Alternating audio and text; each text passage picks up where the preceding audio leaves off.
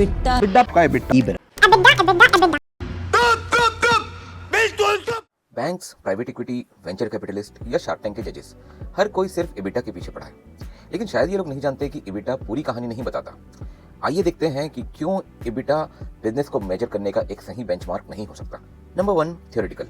EBITDA stands for earning before interest, tax and depreciation. EBITDA calculate करने के लिए आपने मेजर एक्सपेंसेस जैसे टैक्स और इंटरेस्ट तो कंसीडर किए ही नहीं, तो आपको कभी नहीं पता चलेगा कि आपकी कंपनी एक्चुअल कैश कितना जनरेट कर रही है या कितना यूज कर रही है। Number 2, working capital changes. Working capital वो फंड्स होते हैं जो कंपनी अपने डे टू डे ऑपरेशंस में यूज करती है। वर्किंग कैपिटल की चेंजेस कंपनी के कैश फ्लो को सिग्निफिकेंटली इंपैक्ट करती है। हो सकता है कि आपका इबिटा तो स्ट्रांग है, लेकिन कंपनी को अपने डे टू डे खर्चे मीट करने के लिए भी स्ट्रगल करना पड़ रहा है। फॉर एग्जाम्पल, अगर आपको आपके डेटर्स टाइम पे पैसे नहीं दे रहे हैं, तो आपके बुक्स में चाहे कितना भी प्रॉफिट हो, वो किसी काम का नहीं। Number 3, capital expenditure. इबिटा के कैलकुलेशन में कैपिटल एक्सपेंडिचर डिडक्ट नहीं होता है।